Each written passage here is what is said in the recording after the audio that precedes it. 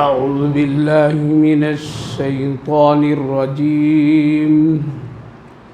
بسم الله الرحمن الرحيم.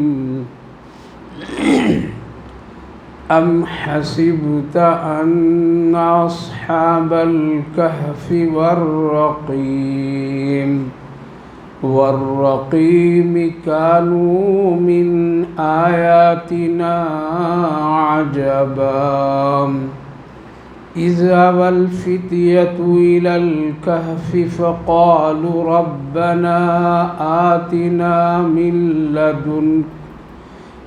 لدنك رحمة وهيئ لنا من أمرنا رشدا فضربنا على آذانهم في الكهف سنين عددا ثم بعثناهم لنعلم أي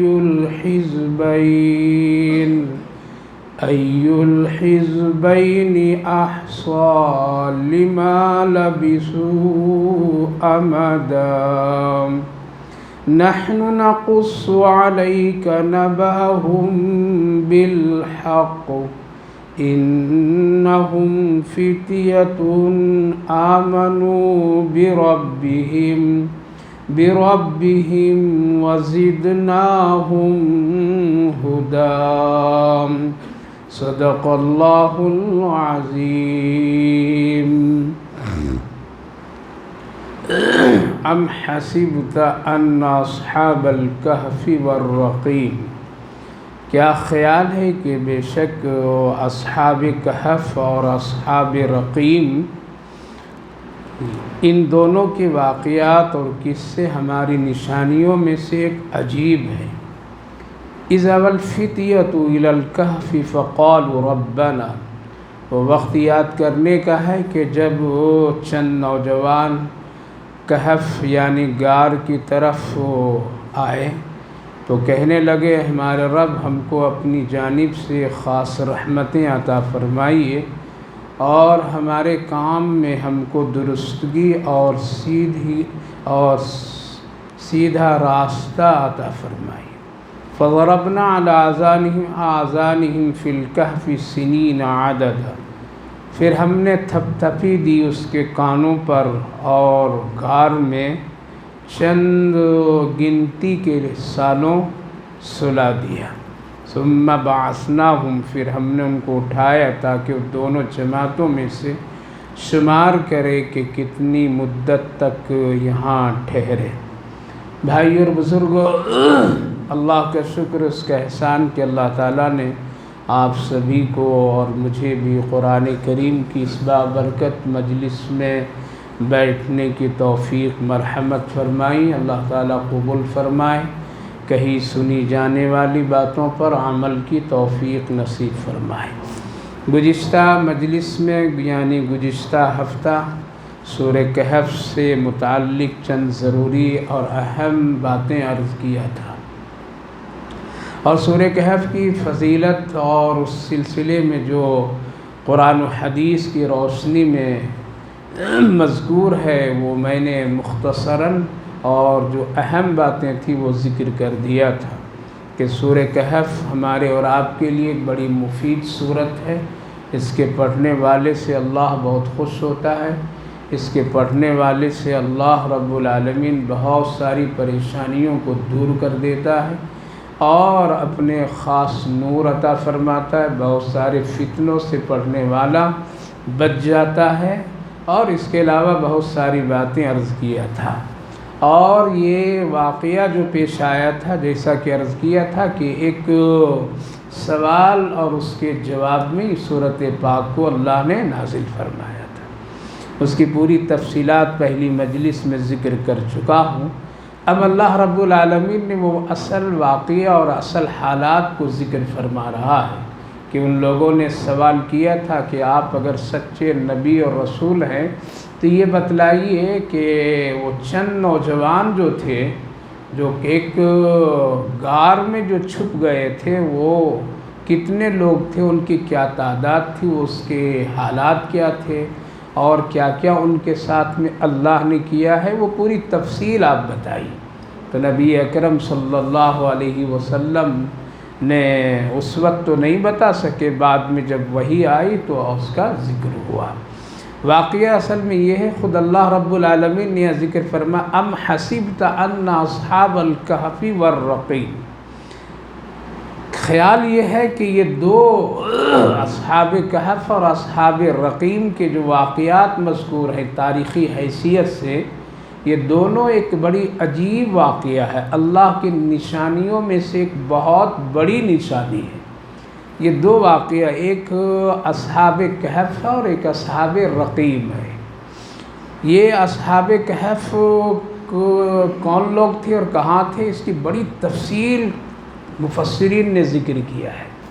اگر کسی کو دلچسپی ہو تفسیر کی کتابیں پڑھنے اور دیکھنے تو آسان اردو زبان میں جو تفسیر معارف القرآن حضرت مفتی شفیع احمد صاحب رحمہم اللہ کی بہت ہی شاندار کتاب ہے تفسیر کی، وہاں دیکھیے بہت تفصیلات کے ساتھ اس واقعے کو مفسرین کی رائے کے ضمن میں روشنی میں ذکر فرمائے ہیں، جس کا حاصل اور خلاصہ یہ ہے کہ یہ واقعہ جو پیش آیا تھا یہ غالباً اندلس یا روم کے علاقے کا، اس کے علاوہ بہت سارے رائے ہیں الگ الگ، لیکن ہوا یہ تھا کہ وہاں کا جو بادشاہ تھا وہ بت پرست تھا، بت پرست تھا، وہ ہمیشہ اللہ کے ساتھ شرک کے عمل کی دعوتیں دیا کرتا تھا، لوگوں کو بت پرستی کے طرف وہ لاتا تھا اور اسی کی کوشش کرتا تھا۔ تو اس موقع پر اس ملک میں اس بستی علاقے میں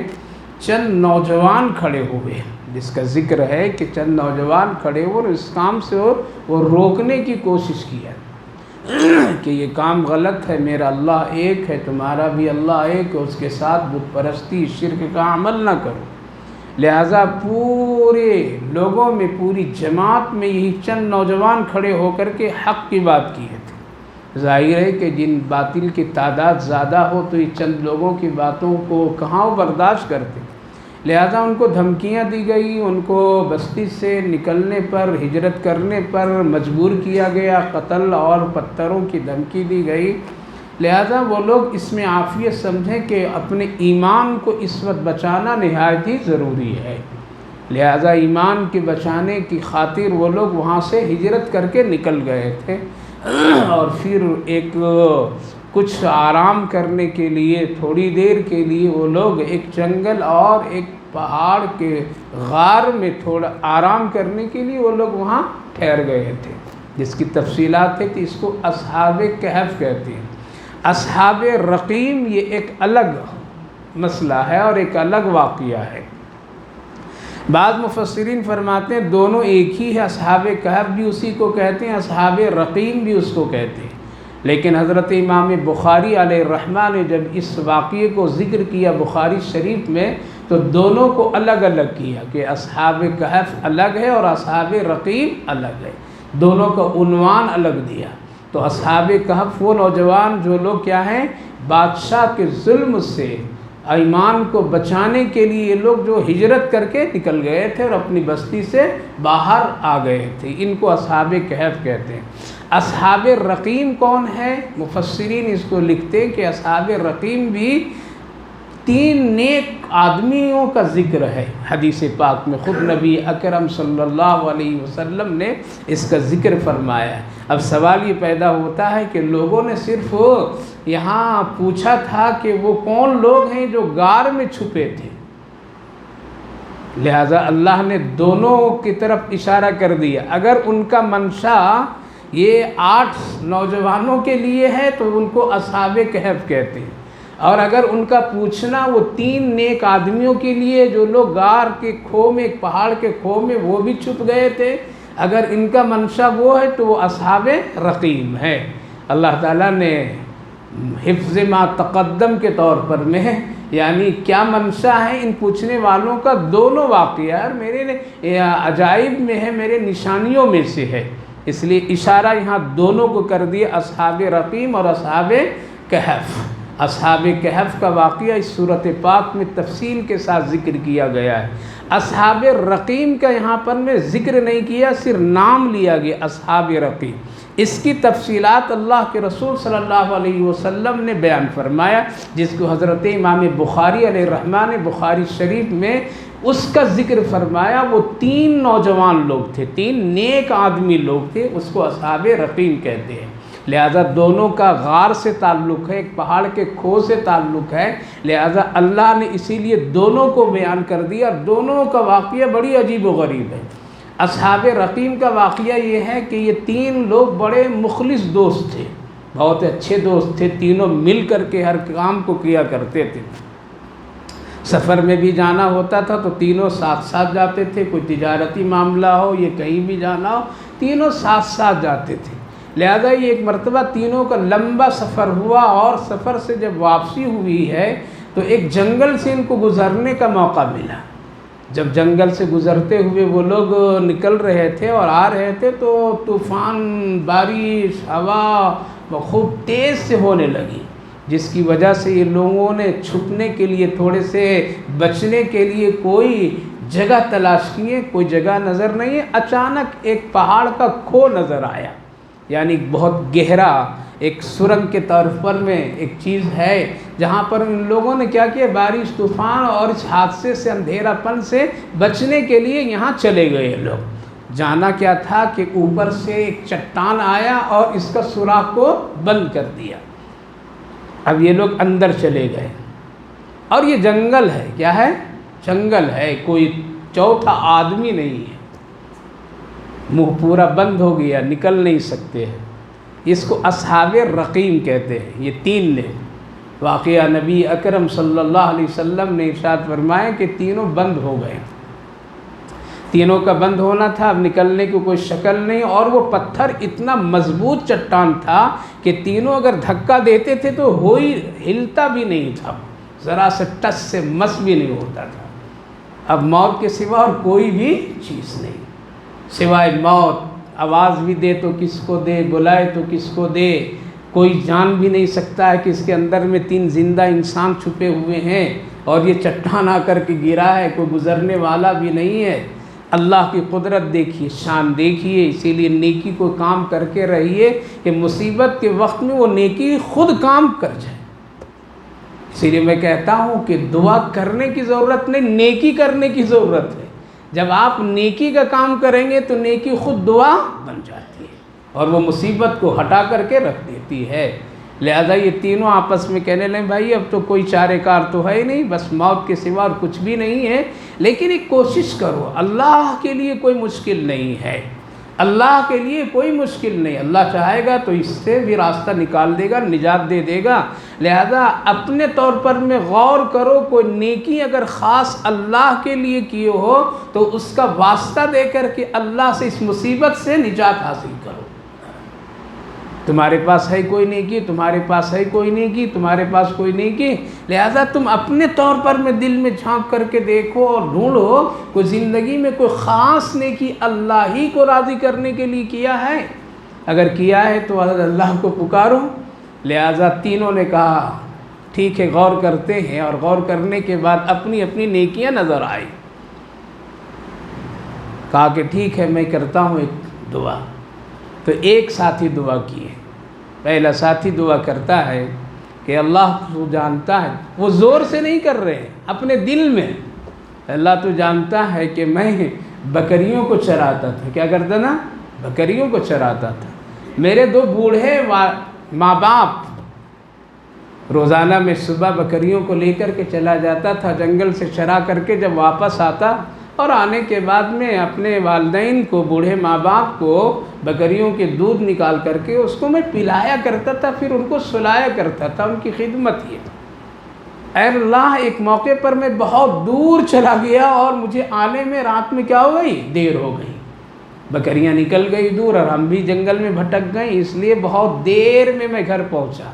میرا گھر پہنچنا تھا کہ میرے والدین بوڑھی دونوں کیا ہو گئے، سو گئے۔ مجھے بڑی تشویش اور فکر کہ میرے ماں باپ بھوکے سو گئے ہیں، اب کیا ہوگا۔ ادھر وہ گہری نیند میں ہے، اے اللہ تو جان رہا ہے، دیکھ رہا تھا، میں دودھ کا پیالہ لے کر کے اس کے سرہانے میں کھڑا ہو گیا کہ میرے ماں باپ کی نیند کب کھلے گی، اسی وقت فوراً میں دودھ پلاؤں گا۔ اور اللہ میں نے رات بھر کھڑا رہا، کیا کیا؟ رات بھر کھڑا رہا۔ رات کے حصے میں میرے ماں باپ بوڑھے دونوں بیدار ہوئے اور وہ فوراً مجھے دیکھیں تو فوراً میں نے دودھ پیش کیا، معذرت کی کہ میں دور نکل گیا تھا، آنے میں دیر ہو گئی، معاف کر دینا میرے ماں باپ، اس لیے کہ مجھ سے تاخیر ہو گئی، آپ دونوں بھوکے سو گئے، اس لیے یہ دودھ جلدی سے پی لیجیے۔ اے اللہ، یہ کام میں صرف اور صرف تجھے خوش کرنے کے لیے کیا تھا، اور آپ کا وعدہ ہے کہ والدین اگر خوش تو میں بھی خوش۔ اللہ، اگر یہ کام آپ کو میرا پسند آیا ہو زندگی میں تو آج تیرا یہ گنہگار بندہ ایک مصیبت میں اٹک گیا ہے، پھنس گیا ہے، اور تو ہی مجھے نجات دلا سکتا ہے۔ اے اللہ، ذرا میرے اگر یہ عمل پسند ہے آپ کو تو اس کی وجہ سے کچھ راستہ مجھے دے دیجیے۔ پتھر ذرا کیا ہو گیا؟ سرک گیا، چٹان سرک گیا۔ دونوں آدمی دیکھے کہ ذرا سا پتھر نکلا، لیکن ابھی نہیں نکل سکتے۔ کہا کہ بھائی اب تم میں سے کوئی دعا کرو، ہو سکتا اور کس سے؟ تو دوسرے نے دعا کیا کہ اے اللہ، اصحاب رقیم، اے اللہ آپ جانتے ہیں، آپ کے علم میں ہے، ایک مرتبہ میں اپنے گھر میں ایک مزدور سے کام کرایا تھا، اور وہ مزدور کام کر رہا تھا، میں ذرا باہر چلا گیا تھا۔ مزدور کام تو کر دیا پورا، لیکن مزدوری دینے کے لیے جب میں پہنچا اس سے پہلے وہ چلا گیا تھا، اس کو دور جانا تھا، وہ دیکھا کہ رات وہ ہو جائے گی، اندھیرا ہو جائے گا، مجھے گھر تک پہنچنا مشکل ہوگا، اس کی کیا مجبوری تھی، لہذا میرے آنے سے پہلے مزدور چلا گیا، ہم اس کو مزدوری نہیں دے سکے، اس کا عطا پتہ میرے پاس نہیں تھا۔ میں روز مزدور کا تلاش کرتا تھا، راستے میں بیٹھ جاتا تھا، ڈھونڈتا تھا، اس کے چہرے دیکھا کرتا تھا، کہیں شاید مل جائے، کب آ جائے تاکہ اپنی مزدوری لے کے چلا جائے، ہم کو مل جائے تو ہم اس کو دے دیں، کہ یہ فکر مجھے برابر رہتی تھی۔ لیکن اللہ وہ بالکل نہیں آیا، نہ مجھ سے ملاقات ہوئی۔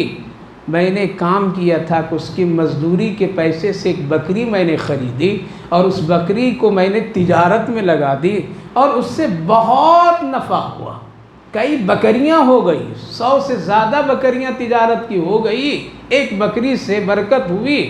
سال میں وہ آیا، کتنے سال میں وہ آیا کہ بھائی یاد ہے کہ میں نے 1 سال پہلے تیرے یہاں مزدوری کی تھی، لے نہیں سکا تھا کسی مجبوری کی وجہ سے، اس لیے کیا کرو میری مزدوری اگر دے دیں گے تو بہت اچھا ہے۔ کیا نیک لوگ تھے، آج تو ٹرکا دیتے ہیں، کل آنا، بعد میں آنا، دیکھیں گے، کریں گے، ابھی وہاں ہے نہیں، وہ نہیں دیا، یہ نہیں دیا، ارے وہ نہیں دیا، یہ نہیں دیا، کام کیوں کرایا تو نے؟ کام کیوں کرایا؟ دوسروں کی وجہ سے مزدور کی مزدوری روکنا یہ بد اخلاقی ہے، ایمان کی کمزوری ہے۔ آقا کریم صلی اللہ علیہ وسلم نے فرمایا پسینہ سوکھنے سے پہلے کیا کرو؟ مزدور کی مزدوری دے دو، یہ ایمان کی علامت ہے۔ آج تو بہانے مارتے ہیں، سوچتے ہیں کہ کسی طرح یہ ہم سے نہ ملے، اور یاد رکھیے اللہ نے تو آج بہت سہولتیں دے دی ہیں۔ کوئی اگر خدا نخواستہ مزدوری کر کے کہیں چلا جائے تو آن لائن کا ذریعہ ہے، آج یہ نہیں کہہ سکتے وہ آیا نہیں، وہ گیا نہیں، سب کے رابطے ہیں، بہانے نہیں کرنے کا موقع ہے۔ اس لیے مزدور کی مزدوری وقت پر دے دینا چاہیے، ٹالنا نہیں چاہیے، بہت بڑی نیکی ہے۔ حج اور عمرے سے کبھی بڑھ کر کے یہ نیکیاں ہو جاتی ہے۔ ایک آدمی عمرہ پر عمرہ کرے، مزدوروں کو تڑپاتا رہے تو اس کے عمرے کرنے کے کوئی فائدہ حاصل نہیں ہے۔ اس لیے ایک مزدور بڑی محنت، بڑی لگن سے کرتا ہے، اس لیے اس کی مزدوری کو کبھی بھی نہیں روکنا چاہیے۔ لہذا 1 سال کے بعد آیا، روز راستے پر بیٹھتا تھا کہ شاید کہ کبھی مزدور مل جائے، کو ڈھونڈتا تھا، چہرے دیکھا کرتا تھا۔ ہم اور آپ تو چہرے بدل دیتے تاکہ مزدور لوگ مجھے پہچان نہ سکے، آج تو لوگ چہرے بدل کے راستے بدل لیتے ہیں تاکہ ہم کو دینا لینا نہ پڑے، تبھی تو پریشانیاں ہیں، مصیبت ہے۔ کہا کہ ہاں بھائی یاد ہے، تیری تلاش میں تو میں سالوں لگا دیا، آج آ گئے، بڑی خوشی کی بات ہے، آؤ چلو اپنی مزدوری لو۔ ساتھ میں لے گیا، 100 سے زیادہ بکریاں تھیں، کہا کہ یہ ہے تیری مزدوری، ساری بکریاں لے کر کے چلے جاؤ۔ کہا کہ مذاق آپ مجھ سے کیوں کر رہے ہیں؟ آپ مذاق کیوں کر رہے ہیں؟ میری مزدوری تو بہت مختصر تھی، اور اتنی بڑی بکریوں کے ریوڑ یہ تو میرے نہیں ہے۔ شاید آپ مجھے پہچان نہیں رہے ہیں، یا شاید میرے معاملات سے آپ واقف نہیں ہیں کیا؟ ہم اتنے نہیں لیں گے، ہماری مزدوری اتنی نہیں، ہم اور آپ تو آج چھکے چوبے لگا دیں گے۔ دیکھا نہیں اللہ اکبر، الیکشن کے زمانے میں کتنا ہاتھ صاف کر دیا لوگوں نے۔ مسجد والے بھی چکے نہیں چکے، مسجد والے بھی نہیں چکے، وہ بھی تیر میں نشانے لگا دیے ہیں۔ کون دے رہا ہے مسجد کے نام سے؟ سوچنا چاہیے کہاں لے رہے ہیں، کس کام کے لیے لے رہے ہیں، کہاں لگے گا وہ پیسہ، کس گھر کے لیے لے رہے ہیں۔ لوگوں نے اپنی عزت آبرو کی بھی پرواہ نہیں کی، اللہ کے گھر کو بھی بدنام کرنے میں ذرا چکے نہیں۔ ایسے لوگوں کو حق نہیں ہے کہ وہ کسی طرح سے بھی مسجد اور کسی بھی دینی ادارے کے ساتھ وہ جڑے، جو لوگ اتنا بھی نہیں جانتے ہو حلال کیا حرام کیا، کہاں لگنا کیا نہیں لگنا۔ کہا کہ یہ ساری تیری مزدوری ہے، لے کر کے جاؤ۔ کیا کرو؟ لے کر کے جاؤ۔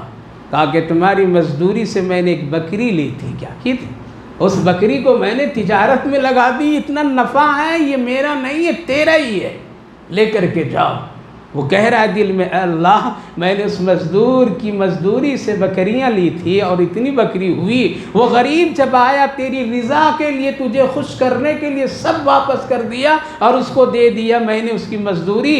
اگر اس عمل سے آپ خوش ہیں تو آج تیرا یہ گنہگار بندہ بڑی مصیبت میں پڑا ہوا ہے، ذرا سا اس مصیبت سے مجھے بچا لیجئے۔ یہ دل میں دعا کیا، پتھر کیا ہوا؟ چٹان ذرا سا، لیکن ابھی نکل نہیں سکتے۔ اس سے پتہ چلا کہ کبھی کبھی ہماری نیکی تو کام آئے گی، والد کی نیکی کام آ جائے گی، لیکن اگر ماں نیک نہیں ہے تو اٹک کر کے رہ جاؤ گے۔ شوہر کی نیکی کام آ جائے گی، بیوی نیک نہیں تو اٹکا کر کے رکھ دے گی۔ بیوی نیک ہے، شوہر نیک نہیں ہے، اس کے گناہ اٹک جائیں گے گھر میں۔ اسی لیے کبھی ایسا ہوتا نہیں حضرت میں تو 5 وقت کی نماز تہجد بھی پڑھتا رہے، تیرے گھر والے بھی پڑھ رہے ہیں یا نہیں پڑھ رہے ہیں؟ کہیں ایسا تو نہیں کہ تم پڑھ رہے ہو تیرے گھر والے نہیں پڑھ رہے ہیں تو روزی کا دروازہ اس کی وجہ سے بند ہے؟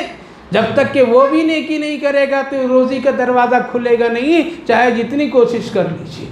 کبھی ایسا ہوتا ہے کہ دوسرے کی گناہ کی وجہ سے کیا ہوتا ہے؟ سب کے لیے مصیبتیں، اور کبھی ایسا ہوتا ہے کسی ایک کی نیکی سے سب کی بخشش و مغفرت بھی اللہ کر دیتا ہے۔ لہذا بھی چٹان سرکا ہے لیکن راستہ پورا نہیں بنا۔ اصحاب رقیم دیکھا کہ میری بھی دعا اللہ قبول کر لی، کہا کہ بھائی تمہارے پاس بھی اگر کوئی نیکی ایسی ہے تو دعا کر تاکہ کچھ راستہ بن جائے۔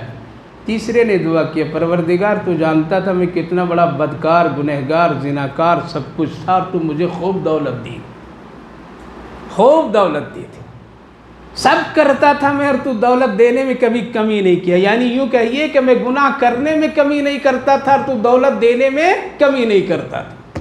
اللہ کا بھی عجیب و غریب نظام ہے، کبھی یہی دھوکہ ہوتا ہے، شیطان کبھی دھوکے میں ڈال دیتا، دیکھ تجھ سے اللہ کتنا خوش ہے، کتنا مل رہا ہے، ارے یہ مل نہیں رہا، یہ عذاب مل رہا ہے، یہ عذاب مل رہا ہے۔ اسی لیے گناہ کرتے ہوئے اگر خوشیاں مل رہی ہے، گناہ کرتے ہوئے اگر دولت مل رہی ہے، گناہ کرتے ہوئے آپ کی تجارت اچھی ہو رہی ہے تو آپ خوش نہیں ہوئیے، یہ آزمائش اور امتحان ہے اللہ کی طرف سے۔ ہاں نیکی کرتے ہوئے دولت میں برکت، نیکی کرتے ہوئے تجارت میں برکت، تو یہ رحمت ہے، زحمت نہیں ہے۔ تو اس نے دعا کی، اللہ میں کتنا بڑا زانی، بدکار سب کچھ تھا، دولت خوب تھی میرے پاس، لوگ میرے پاس قرضہ لیتے تھے آ کر کے، اور سب کو قرضہ دیتا تھا، مرد کو قرضہ دیتا تو اس سے بھی کچھ کام لے لیتا تھا، اور عورتیں جو آتی تھی قرضہ لینے کے لیے تو اس کی عزتیں لیا کرتا تھا میں۔ اے اللہ ایک مرتبہ میری اپنی خاص چچا زاد بہن آ گئی تھی مجبوری میں قرضہ لینے کے لیے، میں اپنی اسی حرکت کی بنیاد پر اس کو بھی قرضہ دے رہا تھا اور یہ اس سے اس کی عزت لینا چاہتا تھا، لیکن ایک مرتبہ وہ انکار کرتی کہ بھائی میں یہ کام نہیں کروں گی، لیکن اس کو بڑی مجبوری تھی، دوبارہ پھر وہ آئی اور آ کر کے کہنے لگی کہ اگر تم بغیر اس کے قرضہ نہیں دیتے تو میرے بچے بھوکے ہیں، پریشان ہیں، میں اپنے بچوں کے لیے عزت بیچ رہی ہوں، آؤ تم کو جو کچھ کرنا کر لو اور قرضہ دے دو۔ جب ہم دونوں ایک خاص کمرے میں تھے، میری وہ چچا ساتھ بہن رونے لگی اور کہنے لگی میرے بھائی تو بھی اللہ سے ڈر، میں بھی اللہ سے ڈرتی ہوں، اس لیے دونوں کو مرنا ہے، یہ کام مت کر۔ جب میری یہ بہن نے یہ بات بولی تھی تو اللہ اسی وقت میں نے دل میں توبہ کیا اور بہن کو بھی دروازے سے باہر قرضہ بھی دے دیا اور گناہ نہیں کیا، اور اسی دن سے میں نے صدق دل سے توبہ کیا ہوں جو آج تک پھر گناہ نہیں کیا۔ اگر یہ نیکی آپ کو میری اچھی لگی ہو تو آج تیرا یہ گنہگار بندہ پھنسا ہوا ہے، ذرا نجات دے دیجئے۔ بندہ دل سے دعا کیا، اللہ نے اس دعا کو قبول کرتے ہوئے چٹان کو ایسے ہٹایا، اللہ جیسے کسی بہادر نے اس کو مار کر کے دور پھینک دیا، راستہ کھل گیا۔ کیا ہو گیا؟ وہ کھوب غار کا راستہ کھل گیا۔ پتہ یہ چلا کہ نیکی کا کام خود دعا بن جاتی ہے۔ اور کبھی کوئی کام کیجئے اللہ ہی کے لیے کیجئے، کسی اور کے لیے نہیں کیجئے، رکھیے چھپا کر کے، جیسے بینکوں میں رکھتے ہیں نا چھپا کر کے، بیوی کو بھی پتہ نہیں، بہنوں کو بھی پتہ نہیں، بھائیوں کو نہیں پتہ، خاص رکھتے ہیں تاکہ ضرورت پر ہم کو کام آ جائے۔ اسی طرح کوئی ایسی نیکی کیجئے کہ آپ کے بازو والے، آپ کی بیوی کو بھی خبر نہ ہو، صرف خبر کس کو؟ اللہ کو۔ اور پھر ویسی نیکیوں کو واسطہ دیجئے، مصیبت کے وقت میں ضرور اللہ اس کی برکت سے نجات عطا فرماتا ہے اور اللہ آسانیاں پیدا فرماتا ہے۔ آج تو ہم لوگ نیکی کرتے ہیں اور مسلمان کر رہے ہیں لیکن ضائع کر دیتے ہیں، نیکیوں کو برباد کر دیتے ہیں، نیکیوں کو وہیں ختم کر دیتے ہیں۔ ادھر کیا ادھر بتائے، ادھر کیا ادھر احسان جتائے، ادھر کیا ادھر شہرت کیا، ادھر دیا ادھر فوٹو تصویریں کھنچوایا، سب بات ختم، کوئی خاص نیکی نہیں رہ جاتی ہے۔ لہذا فوراً یہ راستہ نکلا اور یہ تینوں لوگ کیا ہو گئے؟ وہاں سے نجات پا کر کے اپنے اپنے گھر، اپنے اپنے مقام پر آئیں۔ اس کو کیا کہتے ہیں؟ اس کو اصحاب رقیم کہتے ہیں۔ لہذا ان کا بھی تعلق ایک غار سے ہے، خو سے ہے۔ اللہ نے ضمناً اس کو ذکر کر دیا، اس لیے ذکر کیا کہ اگر پوچھنے والوں کی مراد اس واقعے سے ہے تو اس کو اصحاب رقیم کہتے ہیں، اور اگر پوچھنے والے کی نیت اصحاب کہف سے ہے تو اس کا واقعہ یہ ہے، اس کا واقعہ یہ ہے کہ وہ تینوں نوجوان کیا ہوئے؟ وہ تینوں نوجوان آ کر کے غار میں بیٹھے، ذرا سستائیں، پھر انہوں نے دعا کیا۔ کیا دعا کی؟ یہاں ذکر ہے، دعا کیے اذ اول الفتیۃ الی الکہف فقالوا ربنا، وہ نوجوان غار میں آ کر کے سستائیں بیٹھیں، کہنے لگے ربنا آتنا من لدنک رحمہ، اے ہمارے پروردگار ہم کو اپنی طرف سے اپنی خاص رحمتیں ہم سب پر عطا کیجیے، وَهَيِّئْ لَنَا مِنْ أَمْرِنَا رَشَدًا، اور جس کام سے ہم لوگ نکلے ہیں، یعنی نیکی کے کام سے جو نکلے ہیں، اللہ ہمارے کام میں ہم کو ہدایت عطا فرمائے۔ اگر ہم سچے ہیں اور ہدایت ہے تو اللہ ہمیں ہدایت عطا فرمائے۔ یہ دعا کی فضربنا، اللہ رب العالمین نے تھپ تھپی دی، قرآن کہنا ہے فضربنا، ان کے کان پر تھپ تھپی۔ تھپ تھپی کی مطلب یہ نہیں کہ اللہ آ کر کے ہاتھ اس پر مارا، نہیں، بس اللہ کا حکم ہوا، وہ کہتے کہتے سستا گئے، تھکے ہوئے تھے، نیند سے لیٹ گئے اس غار میں، سونا تھا سو گئے۔ کتنے تھے؟ قرآن کریم میں آگے بتا رہا ہے کہ وہ لوگ 7 تھے اور 8واں ان کا کتا تھا، اور لوگ کیا تھے؟ 6 تھے، 7واں اس کا کتا تھا۔ اس طرح سے بول کر کے اللہ نے 8 پر آ کر کے روک دیا اس کو، تو پتہ چلا کہ یہ لوگ 7 نوجوان تھے اور ان کا ایک ساتھ ان کے کتا بھی تھا، حفاظت کے لیے وہ لوگ ساتھ میں لے کر کے چلے تھے۔ اب یہاں مسئلہ ہے کہ کتا، جب وہ لوگ نیک آدمی کتا رکھیں تو ہم کیوں نہیں رکھیں گے؟ ہاں، جن کا ذکر قرآن میں ہے تو ہم کو بھی کتا رکھنا چاہیے۔ ان کی شریعت میں جائز تھی، ہماری شریعت میں جائز نہیں۔ شریعتیں بدلتی رہی، مسئلے بدلتے رہے، احکامات بدلتے رہے، لہذا اللہ نے اس شریعت کو فائنل کیا ہے، اور اس فائنل شریعت میں کتا کو مسلمان کے لیے ساتھ میں رکھنا جائز نہیں ہے۔ ہاں، حفاظت کے لیے، شکاری کے لیے اس کو رکھ سکتے ہیں، دربانی کے لیے رکھ سکتے ہیں اگر کوئی خطرہ ہو تو، لیکن اس کے شرائط ہیں کچھ، اس کے شرائط یہ ہے کہ اس کا راستہ الگ ہونا، کیونکہ گھر پر فرشتے آتے ہیں اور جب کتا ہوتا ہے وہ فرشتہ نہیں آتا ہے اس راستے سے، تو اس کا راستہ الگ ہونا، اس کا کھانے پینے کی جگہ الگ ہونا۔ ایسا نہیں کہ ایک ہی صوفے پر آؤ میاں تو بھی میرا جگری دوست ہے، گلے سے لگایا، کار میں گھمایا، پارکوں میں۔ کہتے ہیں زمانہ کیا ترقی کا ہے، دیکھتے ہیں اللہ اکبر پڑھے لکھے لوگ، ایک کتا ادھر سے ایک کتا ادھر گھما رہا ہے، ماں باپ کی خدمت نصیب نہیں، کتے کے پیچھے پڑے، ایسا حالات ہے۔ اور اس کو بڑی اچھا ترقی کا زمانہ لوگ کہہ رہے ہیں، ماڈرن زمانہ کہہ رہے ہیں، اور اچھا خوش ہو رہے ہیں۔ لہذا ان کی شریعت میں کتا، اور وہ کتا جنتی کتا، ان نوجوانوں کے ساتھ وہاں بھی بعض روایتوں کے اعتبار سے، لہذا اللہ رب العالمین نے ان لوگوں کو سلا دیا، سو گئے سب لوگ، ایسا سوئے کہ اللہ تعالیٰ اس کے لیے خاص فرشتے کو مقرر کیا کہ ان کو الٹاتا پلٹاتا بھی رہتا تھا، ایک ہی طرف رہ جائیں تو جسم خراب ہو جاتا ہے، اس لیے ادھر بھی کبھی ادھر بھی، سورج بھی وہاں داخل کرتا تھا اللہ تعالیٰ، اس لیے کہ سورج لگنے سے انسان کی صحت کیا ہوتی ہے، اسی لیے اللہ تعالیٰ نے سگار میں سورج کا بھی انتظام کیا، ہوا کا بھی انتظام کیا، اس لیے انسان کی زندگی کے لیے دونوں چیزیں ہیں، لہذا سورج بھی وہاں پر داخل کروایا، فرشتے ان کو الٹاتے پلٹاتے رہتے تھے، کچھ ہفتوں میں ادھر کچھ ہفتوں میں ادھر، مہینوں میں ادھر، یہ ہوتا رہتا تھا، اور کتنے دن ہوا؟ قرآن کریم میں سورۃ پاک میں اللہ نے فرمایا 300 سال اور 9 سال، کتنے؟ یعنی 3 صدی اور 9 سال، اتنے دنوں تک کہ اللہ نے اس غار میں ان لوگوں کو سلا دیا۔ یہ اصحاب کہف سو گئے اللہ، اور کتا دروازے پر ہاتھ ایسا پیر پھیلا کر کے بیٹھا ہے کہ وہ آدمی اگر دیکھے تو ادھر رخ نہیں کر سکے، ڈراؤنے کی کیفیت، اور کتا بھی اتنی زندگی 3 صدی تک کے 9 سال تک کے اسی طرح وہ اللہ کے حکم سے بیٹھا کا بیٹھا رہ گیا، اور ان لوگوں کی حفاظت میں رہا تاکہ اس جنگل میں کوئی درندہ ادھر نہیں آئے، کوئی کھانے والا پھاڑ کھانے والا شیر کوئی نہیں آئے ادھر، اس کی حفاظت کے لیے اللہ نے وہاں رکھا۔ لہذا یہ 300 سال اور 9 سال تک کے سوئے، اتنی بڑی مدت کے بعد یہ لوگ اٹھے، اتنی بڑی مدت کے بعد قرآن کریم میں اللہ پر نقلبہم ذات الیمین و ذات الشمال وکلبہم باسط ذراعیہ بالوصید، اللہ تعالیٰ نے ان لوگوں کو یہاں پر میں ہی کیا، کتے کے ساتھ حفاظت، اور پھر کتنے دن اس کے بعد وَكَذَلِكَ بَعَثْنَاهُمْ، اچانک اللہ نے ان کو بیدار کیا۔ تو یہ عجیب ہے یا نہیں ہے؟ عجیب ہے یا نہیں ہے؟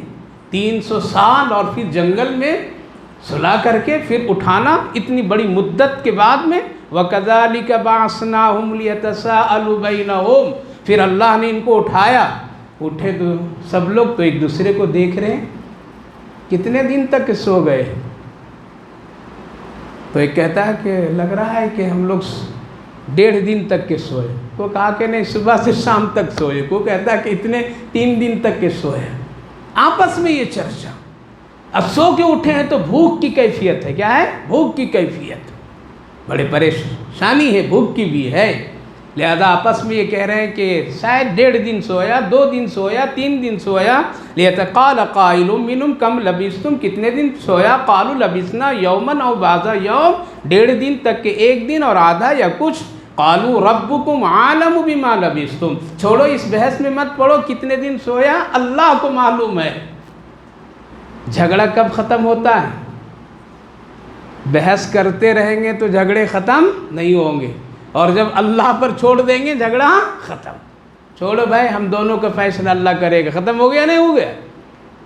ختم ہو گیا، ایمان والوں کے چھوڑ بھائی ختم، اللہ دیکھ لے گا، اللہ کر لے گا، اللہ پر چھوڑ دو، ہم لوگ دونوں چلو مل جل کر کے رہو، اللہ فیصلہ کر دے گا حق باطل کا۔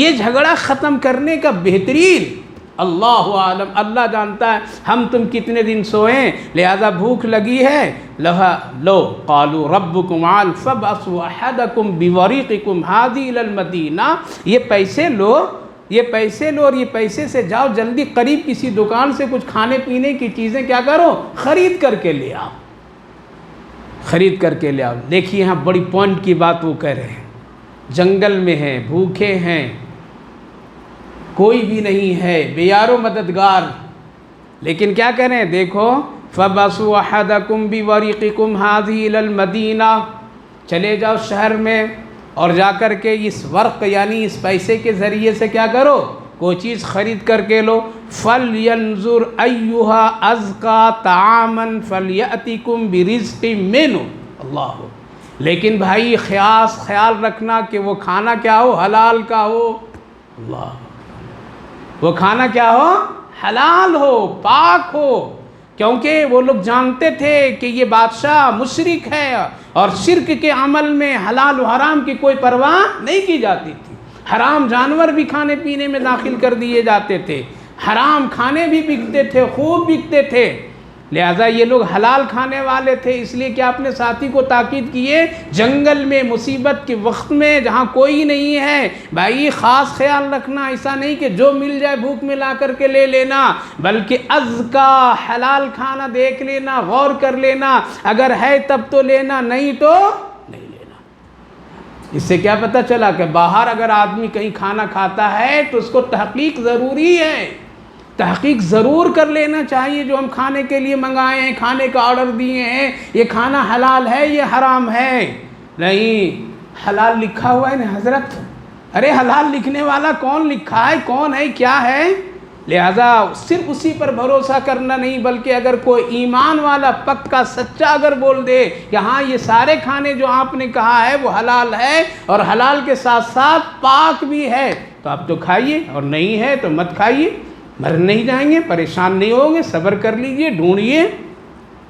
لیکن آج ہم لوگ اس کے پرواہ نہیں کرتے ہیں، ہوٹل مل گیا، کیسا بھی مل گیا، بس کھانا ہے، گوشت ہی کھانا ہے اور کوئی دوسری چیز نہیں کھانا۔ اسی لیے اللہ رب العالمین نے ہر ایک چیز کو الگ الگ نوعیتوں سے بنایا ہے کہ کوئی حلال کوئی حرام، لہذا حلال کھانے بھی ایسے ہیں جو غیروں کے ہاتھ سے کھا سکتے ہیں بلا تکلف کے، وہ چیزیں جو اس کو ذبح نہیں کیا جاتا، گوشت کے علاوہ ہر ایک چیز ایسی ہے جو کھا پی سکتے ہیں غیروں کے پاس سے بھی بغیر کسی تحقیق کے، وہ حلال ہمیشہ ہے، آپ پاک صاحب دیکھ لیجئے، لہذا کھا سکتے ہیں، لیکن نہیں ہم گوشت ہی کھائیں گے۔ باہر پرہیز کرنا چاہیے، کیا کرنا چاہیے؟ پرہیز کرنا چاہیے۔ اگر زیادہ شوق ہے اپنے پاس سے بنا کر کے لے جاؤ، 1 2 دن 4 دن کیا ہے، یا اس ہوٹل میں جائیے، وہاں پر میں جائیے جہاں پر میں بالکل اعتماد اور یقین ہے کہ مسلمان ہی کا ہے اور یہاں کسی طرح حرام نہیں ہے۔ یہ جنگل میں رہنے والے بھٹکے ہوئے لوگ اتنی لمبی مدت کے بعد میں اٹھتے ہیں تو ایک چیز کا خاص خیال رکھتے ہیں، کیوں کہ اگر ہم حرام کھا لیں گے تو ہماری ایمانی قوت طاقت سب ختم ہو جائے گی، اور یہی چیز سے بچنے کے ہے۔ لہذا آج کھانے پینے کی گڑبڑیوں سے نماز کی توفیق نہیں ملتی ہے، کھانے پینے کی گڑبڑیوں سے قرآن پڑھنے کی توفیق نہیں ملتی ہے، کھانے پینے کی گڑبڑیوں کی وجہ سے آج ہم لوگوں کو ذکر اذکار اور اچھے اخلاق نہیں پیدا ہو پاتے ہیں۔ اس لیے ہمیشہ خیال رکھنا چاہیے، ان لوگوں نے خاص خیال رکھا، ازکا طعاما فلیأتکم برزق وَلْيَتَلَطَّفْ وَلَا يُشْعِرَنَّ بِكُمْ أَحَدًا، کہیں ایسا نہ ہو کہ نرم مزاجی میں تم کو اس کا احساس نہیں ہو اور تم پھر کسی کو اس کا شعور نہیں ہو اور غیر غلط چیز کھا پی لو گے۔ اس لیے اس کا خاص خیال رکھنا۔ یہ تاکید کر کے ایک ساتھی یا 2 ساتھی گئے دکان، جا کے چند چیزوں کے آرڈر دیے، بھائی یہ کھانا مجھے دے دو، وہ پیکنگ ہوئے، پیسے یہ لوگ دیے، پیسے دیے تو دیکھ کر کے کہنے لگا کہ یہ پیسے سب کرنسی بند۔ کہا کہ بند؟ کہا کہ ہاں بند ہو گئے، دیکھو اس پر جو تاریخ لگی ہوئی ہے یہ اس کی مدت 3 صدی گزر گئی۔ کتنے؟ وہ جو پیسے میں تاریخ ہوتی ہے نا، وہ جب دیے تو وہ پڑھ کر کے کہا یہ سب کرنسیاں بند ہو گئی۔ ارے تم کہاں کے ہو لوگ ہو، کہاں سے آئے ہو یہ پیسے لے کر کے؟ 300 سال 9 سال کی مدت اس میں گزر گئی ہے، اس پیسے میں کب یہ ختم ہو گئے ہیں سب؟ یہاں کے حکومتیں بدل گئی، لوگ بدل گئے، بادشاہ ختم ہو گیا، سب کچھ ہو گیا ہے، تم اتنی پرانی مدت کی کرنسی لے کر کے آئے ہو، کون ہو، کہاں سے ہو؟ ذرا اس سختی سے پوچھا تو یہ لوگ بھاگے اپنی طرف آئے۔ اللہ اکبر۔ تب ان کو پتہ چلا کہ جو ہم لوگ کہہ رہے تھے کہ 1.5 دن تک کے سویا یا 1 دن سویا یا فلاں، اس پیسے کی تاریخ سے کیا ہو گیا، ان کو پتہ چلا کہ اتنی بڑی مدت تک کے ہم لوگ اسی غار میں پڑے ہوئے ہیں، اللہ نے دوبارہ ہم کو زندہ کیا۔ یہ اللہ کی عجیب بات ہے یا نہیں، قدرت ہے یا نہیں، شان ہے یا نہیں اللہ کی شان ہے۔ یہاں تک کہ اللہ رب العالمین نے اس کو ذکر فرمایا کہ ایسا ہوا۔ لہذا کتنی مدت؟ 300 سال 9 سال، اتنی مدت تک کے سلایا اور پھر اٹھا دیا۔ کیا پتہ چلا؟ پتہ یہ چلا کہ قبر میں کتنی مدت تک کے سوئیں گے وہ پروردگار زندہ کرنے پر قوت اور قدرت رکھتا ہے۔